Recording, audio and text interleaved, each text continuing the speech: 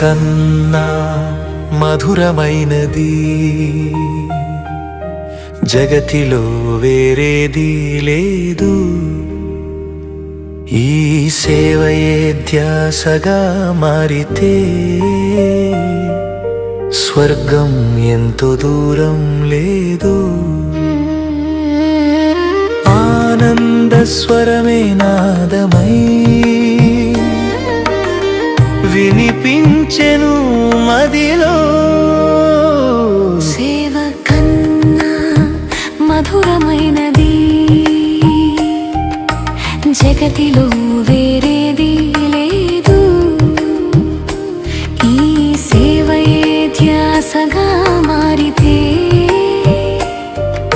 స్వర్గం ఎంతో దూరం లేదు.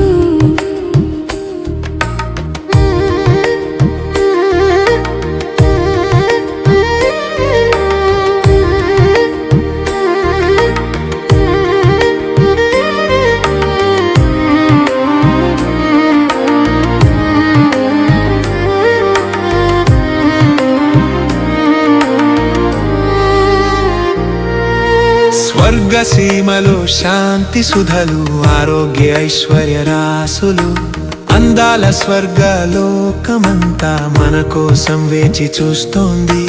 లక్ష్మీనారాయణుల పదవే. ఓం శాంతి. మురళీ డేట్ 25/12/2025. మధురమైన పిల్లలారా, మీరు చాలా సమయం తర్వాత మళ్ళీ తండ్రిని కలుసుకున్నారు కనుక మీరు చాలా అపురూపమైన పిల్లలు. మీ స్థితిని ఏకరసంగా చేసుకునేందుకు సాధనం ఏమిటి? జవాబు: సదా జరిగిపోయిన ప్రతి సెకండు డ్రామా అని గుర్తుంచుకోండి. కల్పక్రితం కూడా ఇలాగే జరిగింది. ఇప్పుడు నిందాస్తుతి మాన అవమానాలు అన్నీ ఎదురవుతాయి. అందుకే మీ స్థితిని ఏకరసంగా చేసుకునేందుకు జరిగిపోయిన విషయాలను గురించి చింత చేయకండి. ఓం శాంతి. ఆత్మీక పిల్లలకు ఆత్మీక తండ్రి అర్థం చేయిస్తూ ఉన్నారు. ఆత్మల తండ్రి పేరేమి? శివబాబా. వారు సర్వ ఆత్మలకు తండ్రి. ఆత్మీక పిల్లలందరి పేరు ఏమిటి? ఆత్మ. జీవానికి పేరుంటుంది, ఆత్మ పేరు ఆత్మగానే ఉంటుంది. అనేక సత్సంగాలు ఉన్నాయి. పిల్లలకి తెలుసు ఇది సత్యమైనటువంటి సత్సంగము. ఇందులో సత్యమైన తండ్రి రాజయోగం నేర్పించి మనల్ని సత్యయుగానికి తీసుకువెళ్తూ ఉన్నారు. ఇటువంటి సత్సంగం కానీ పాఠశాల కానీ ఇంకా ఏది ఉండదు. ఇది కూడా పిల్లలైన మీకు మాత్రమే తెలుసు. పూర్తి సృష్టి చక్రమంతా మీ బుద్ధిలో ఉన్నది. పిల్లలైన మీరే స్వదర్శన చక్రధారులు. ఈ సృష్టి చక్రం ఎలా తిరుగుతూ ఉందో తండ్రి కూర్చొని అర్థం చేయిస్తూ ఉన్నారు. ఎవరికైనా అర్థం చేయించేటప్పుడు వారిని చక్రం ముందు నిలబెట్టండి. ఇప్పుడు మీరు ఈ వైపుకు వెళ్తారని తెలపండి. తండ్రి జీవాత్మలకి చెప్తూ ఉన్నారు, మీరు స్వయాన్ని ఆత్మగా భావించండి. ఇది నూతన విషయం కాదు. కల్పకల్పము వింటారని మీకు తెలుసు. ఇప్పుడు మళ్ళీ వింటూ ఉన్నారు. ఏ దేహదారి తండ్రి, టీచర్, గురువులు మీ బుద్ధిలో లేరు. విదేహి అయిన శివబాబా మనకు టీచరు, గురువు. మీకు తెలుసు, ఇతర ఏ సత్సంగము మొదలైన వాటిలో ఇటువంటి విషయాలు చెప్పరు. మధువనం ఇది ఒక్కటే. వారు మధువనాన్ని బృందావనంలో చూపిస్తారు. దానిని భక్తి మార్గంలో మనుషులు కూర్చొని తయారు చేశారు. ప్రాక్టికల్గా మధువనం అంటే ఇదే. మనము సత్యయుగము త్రేతాయుగం నుండి పునర్జన్మలు తీసుకుంటూ ఇప్పుడు పురుషోత్తములుగా అయ్యేందుకు సంగమయుగంలో వచ్చాము. మీకు తెలుసు, మనకు తండ్రే వచ్చి స్మృతి ఇప్పిస్తూ ఉన్నారు. 84 జన్మలు ఎవరు ఎలా తీసుకుంటారో మీకు తెలుసు. మనుషులు కేవలం చెప్తూ ఉంటారు, కానీ అర్థం చేసుకోరు. తండ్రి మంచి రీతిగా అర్థం చేయిస్తారు. సత్యయుగంలో సతో ప్రధానమైన ఆత్మలు ఉండేవారు. శరీరాలు కూడా సతోప్రధానంగా ఉండేవి. ఇప్పుడు సత్యయుగం లేదు, ఇది కలియుగము. మనము బంగారు యుగంలో ఉండేవారము. మళ్ళీ చక్రంలో తిరుగుతూ పునర్జన్మలు తీసుకుంటూ మనము ఇనుప యుగంలోకి వచ్చాము. మళ్ళీ చక్రంలో తప్పకుండా తిరగాలి. ఇప్పుడు మన ఇంటికి వెళ్ళాలి. మీరు అపురూపమైన పిల్లలు కదా. అపురూపం అంటే తప్పిపోయి చాలా సమయం తర్వాత దొరికినవారు. మీరు 5000 సంవత్సరాల తర్వాత వచ్చి కలుసుకున్నారు. పిల్లలు మీకు మాత్రమే 5000 సంవత్సరాల క్రితం సృష్టి చక్ర జ్ఞానాన్ని మనకు తెలిపిన బాబా వీరేనని స్వదర్శన చక్రధారులుగా చేశారని తెలుసు. ఇప్పుడు మళ్ళీ తండ్రి జనం సిద్ధ అధికారాన్ని ఇచ్చేందుకు వచ్చి కలుసుకున్నారు. ఇక్కడ తండ్రి అనుభవం చేయిస్తారు. ఇందులో ఆత్మకు 84 జన్మల అనుభవం కూడా వచ్చేస్తుంది. తండ్రి కూర్చొని ఇదంతా అర్థం చేయిస్తూ ఉన్నారు. 5000 సంవత్సరాల క్రితం మనుషుల్ని దేవతలుగా లేక నిరుపేదలను కిరీటధారులుగా చేసేందుకు ఎలా అర్థం చేయించారో అలాగే ఇప్పుడు కూడా తెలియచేస్తూ ఉన్నారు. మనము 84 జన్మలు ఎలా తీసుకున్నామని మీరు అర్థం చేసుకున్నారు. ఎవరైతే 84 జన్మలు తీసుకోలేదో వారు నేర్చుకునేందుకు ఇక్కడికి రానే రారు. కొంతమంది కొద్దిగా అర్థం చేసుకుంటారు, నెంబర్ వారుగా అయితే ఉంటారు. తమ తమ గృహస్థంలో ఉండాలి. అందరూ ఇక్కడికి వచ్చి కూర్చోరు. ఉన్నత పదవి పొందువారు మాత్రమే రిఫ్రెష్ అయ్యేందుకు ఇక్కడికి వస్తారు. తక్కువ పదవి తీసుకునేవారు ఎక్కువగా పురుషార్థం కూడా చేయరు. ఈ జ్ఞానం ఎలాంటిదంటే పురుషార్థం కొద్దిగా చేసినా అది వ్యర్థం అవ్వదు. శిక్షలు అనుభవించి వచ్చేస్తారు. ఎక్కువగా పురుషార్థం చేస్తే శిక్షలు కూడా తగ్గిపోతాయి. స్మృతి యాత్ర చేయకుంటే వికర్మలు వినాశం అవ్వవు. క్షణక్షణము ఇదే గుర్తు చేసుకోండి. ఎవరు కనిపించినా వారికి మొట్టమొదట స్వయాన్ని ఆత్మగా భావించమని తెలియచేయండి. ఈ పేరైతే శరీరానికి తర్వాత లభించింది. ఎవరినైనా శరీరం పేరుతోనే పిలుస్తారు. సంగమ యుగంలోనే అనంతమైన తండ్రి ఆత్మీక పిల్లలను పిలుస్తారు. ఆత్మీక తండ్రి వచ్చారని మీరంటారు. తండ్రి ఆత్మీక పిల్లలారా అని అంటారు. మొదట ఆత్మ, ఆ తర్వాత పిల్లల పేర్లు. ఆత్మీక తండ్రి ఏం తెలుపుతున్నారో ఆత్మీక పిల్లలు మీకు తెలుసు. శివబాబా ఈ భగీరథుని బ్రుకుటిలో విరాజ్మై ఉన్నారని మీ బుద్ధికి తెలుసు. వారు మనకు రాజయోగాన్ని నేర్పిస్తూ ఉన్నారు. తండ్రి ప్రవేశించి రాజయోగాన్ని నేర్పించే ఇతర మానవ మాతృలెవ్వరూ లేరు. తండ్రి పురుషోత్తమ సంగమ యుగంలోనే వచ్చుతారు. ఇతర మనుషులెవ్వరూ ఈ విధంగా చెప్పలేరు, అర్థం చేయించలేరు.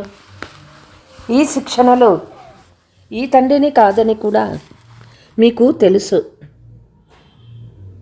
కలియుగము అంతమై సత్యయుగము వస్తుందని ఇతనికి తెలియదు. ఇతనికి ఇప్పుడు దేహదారి గురువులెవ్వరూ లేరు. ఇతర మనుషులకైతే ఆ గురువు ఫలానా అని, ఫలానా వారి జ్యోతి జ్యోతిలో కలిసిపోయిందని అంటారు. అందరికీ దేహదారి గురువులు ఉన్నారు. ధర్మస్థాపకులు కూడా దేహదారులే. ఈ ధర్మం ఎవరు స్థాపించారు? పరంపిత పరమాత్మ త్రిమూర్తి శివబాబా బ్రహ్మ ద్వారా స్థాపన చేశారు. ఇతని శరీరం పేరు బ్రహ్మ. క్రైస్తవులు మరియు ధర్మాన్ని యేసుక్రీస్తు స్థాపన చేశారని అంటారు. అతను దేహదారి, అతనికి శరీరం ఉంది. ఈ ధర్మస్థాపకుని చిత్రాన్ని ఎలా చూపిస్తారు? శివుని చిత్రాన్నే చూపిస్తారు. శివుని చిత్రం కూడా కొంతమంది చిన్నదిగా, కొంతమంది పెద్దదిగా చూపిస్తారు. నిజానికి వారు బిందు స్వరూపుడు. నామరూపాలు కూడా ఉన్నాయి, కానీ అవ్యక్తమైనవి, కళ్ళతో చూడలేరు. శ్రీబాబా పిల్లలైన మీకు రాజ్యభాగ్యం ఇచ్చి వెళ్ళిపోయారు. అందుకే కదా మీరు వారిని స్మృతి చేస్తారు. శ్రీబాబా చెప్తూ ఉన్నారు, మన్మనాభవ, తండ్రి అయిన నన్నొక్కరిని స్మృతి చెయ్యండి, ఇతరులను ఎవ్వరిని స్మృతి చెయ్యరాదు. ఆత్మ బుద్ధిలో ఏ దేహము గుర్తు రాకూడదు. ఇది చాలా బాగా అర్థం చేసుకునే విషయము. మనల్ని శ్రీబాబా చదివిస్తూ ఉన్నారు. రోజంతా ఇది రిపీట్ చేసుకోండి. శివ్ భగవాన్ వాచ్. మొదట అల్ఫ్ అర్థం చేసుకోవాలి. ఇది పక్కా చేసుకోండి. బే గురించి చెప్తే వారి బుద్ధిలో ఏమాత్రమూ కూర్చోదు. మీరు చెప్పేది రైటే అని కొంతమంది, ఇది అర్థం చేసుకునేందుకు సమయం పడుతుందని కొంతమంది అంటారు. కొంతమంది ఆలోచిస్తామని అంటారు. రకరకాల వాళ్ళు వస్తారు. ఇది కొత్త విషయము. పరంపిత పరమాత్మ శివుడు కూర్చొని ఆత్మలకు చదివిస్తారు. మానవులకు శివుడే జ్ఞానసాగరుడని అర్థమయ్యేందుకు ఏం చేయాలి? అవే ఆలోచన వస్తుంది. శివుడే జ్ఞానసాగరుడు, ఆత్మని జ్ఞానసాగరుడు అని ఎలా అంటారు?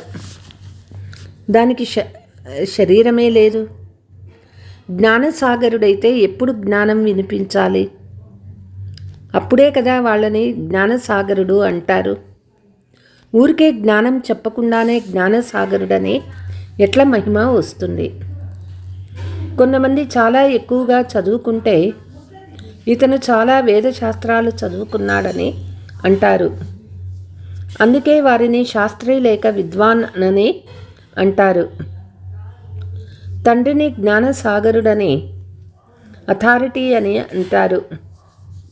వారు తప్పకుండా ఒకప్పుడు వచ్చి వెళ్ళిపోయారు. మొదట కలియుగమా లేక సత్యయుగమా? కొత్త ప్రపంచమా పాత ప్రపంచమా అని అడగాలి. లక్ష్యమైతే ఎదుట ఉంది. లక్ష్మీనారాయణులు ఉంటే వారి రాజ్యం ఉండేది. ఇది పాత ప్రపంచము, పేదరికము. ఇది ఉండనే ఉండదు. ఇప్పుడైతే కేవలం వారి చిత్రాలు మాత్రమే ఉన్నాయి. మందిరాలలో విగ్రహాలు మాత్రమే చూపిస్తారు. లేకుంటే వారి భవనాలు, తోటలు చాలా పెద్ద పెద్దవిగా ఉంటాయి. కేవలం మందిరంలోనే ఉండరు. ఇక్కడ ప్రెసిడెంట్ ఇల్లు ఎంత పెద్దది! దేవీ దేవతలైతే పెద్ద పెద్ద భవనాలలో ఉంటారు. చాలా బాగుంటుంది. అక్కడ భయపడేది మొదలైనవి ఏమీ ఉండదు. ఎప్పుడూ పూదోటగానే ఉంటుంది. ముళ్ళు ఉండనే ఉండవు. దాని పేరే ఉద్యానవనము. అక్కడ కట్టెలు మొదలైనవి కాల్చరు.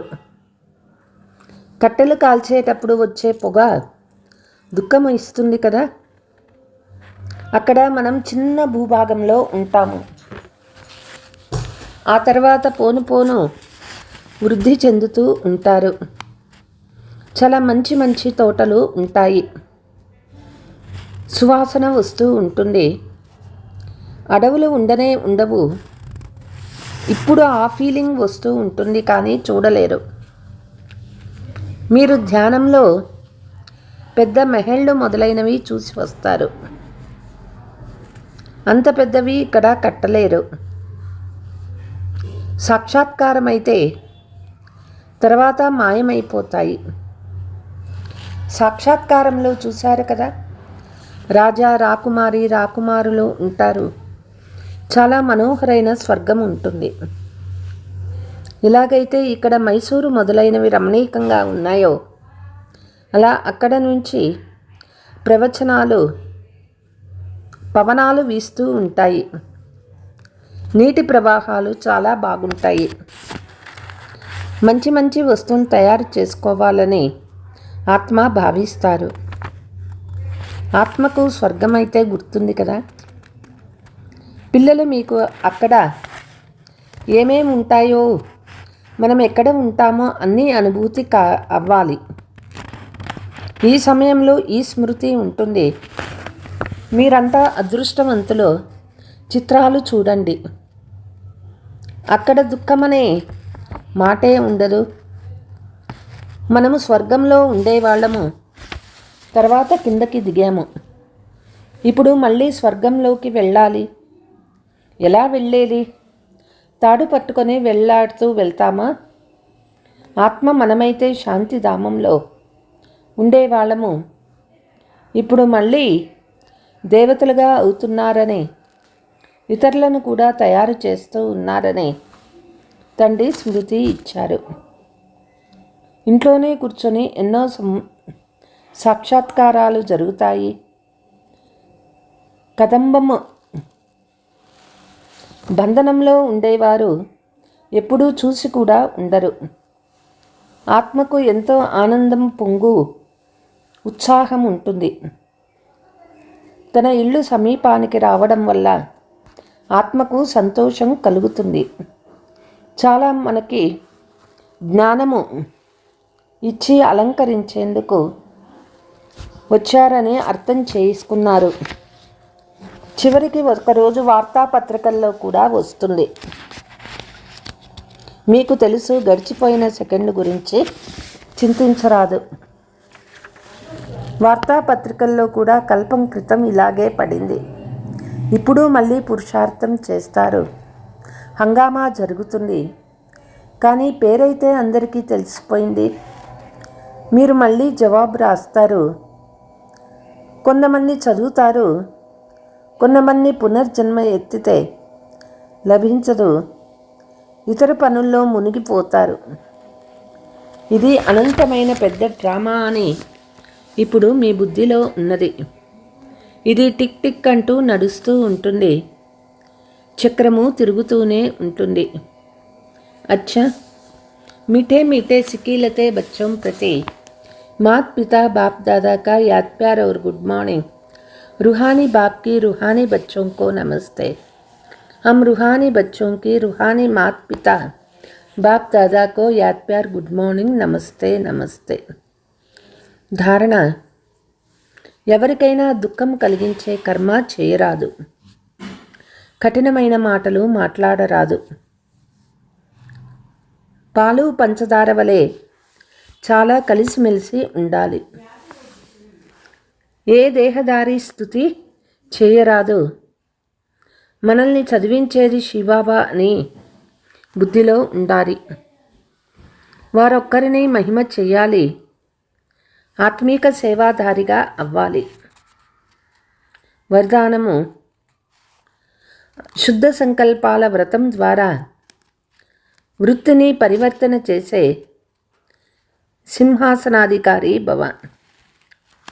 బాప్ దాదా హృదయ సింహాసనం ఎంత పవిత్రమైనది అంటే ఈ సింహాసనం పైన సదా పవిత్ర ఆత్మలే కూర్చోగలరు.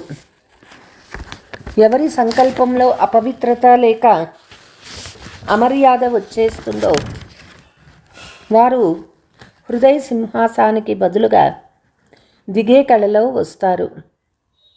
కాబట్టి మొదట శుద్ధ సంకల్పాల వ్రతము ద్వారా భవిష్య జీవితమనే సృష్టి మారిపోతుంది. శుద్ధ సంకల్పాలు మరియు దృఢ సంకల్పం యొక్క వ్రతం యొక్క ప్రత్యక్ష ఫలమే సదాకాలం కొరకు బాప్దాదా హృదయ సింహాసనాధికారము. స్లోగన్: ఎక్కడైతే సర్వశక్తులు జతలో ఉంటాయో అక్కడ నిర్విఘ్న సఫలత ఉండనే ఉంటుంది. అవ్యక్త సూచన: అంతఃవాహక శరీరం ద్వారా బంధనముక్త కర్మాతీత స్థితి యొక్క వాహనము అంటే అంతిమ వాహనము. దీని ద్వారా సెకండులో ఆత్మలు ఎగరగలవు. అందుకే అన్ని హద్దులు దాటి బేహద్దు స్వరూపంలో బేహద్దు సేవాదారులుగా అయ్యి అన్ని హద్దులపై విజయం ప్రాప్తి చేసుకునే విజయరత్నాలుగా అవ్వండి. అప్పుడే అంతిమ కర్మాతీత స్వరూపం యొక్క అనుభవి స్వరూపంగా అవుతారు. అచ్చా, ఓం శాంతి.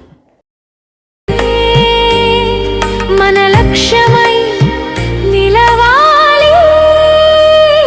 సేవ కన్నా మధురమైనది జగతిలో వేరేది లేదు. ఈ సేవయే ధ్యాసగా మారితే స్వర్గం ఎంతో దూరం లేదు.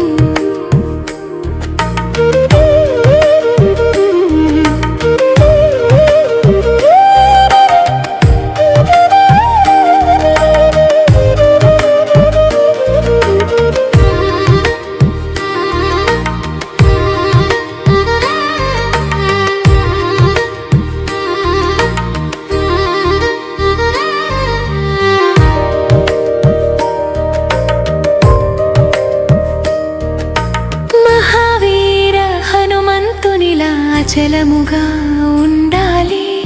తుఫానులు ఎదురొచ్చిన పర్వతంలా నిలవాలి. నిశ్చల స్థితిలో పరమాత్మ ప్రేమను పొందుతాము. సేవ కన్నా మధురమైనది జగతిలో వేరేదేది లేదు. ధ్యాసగా మారితే స్వర్గం ఎంతో దూరం లేదు. ఆనంద స్వరమే నాదమై వినిపించెను మదిలో. సేవ కన్నా మధురమైనది జగతిలో వేరేది లేదు. ఈ సేవయే ధ్యాసగా మారితే స్వర్గం ఎంతో దూరం లేదు.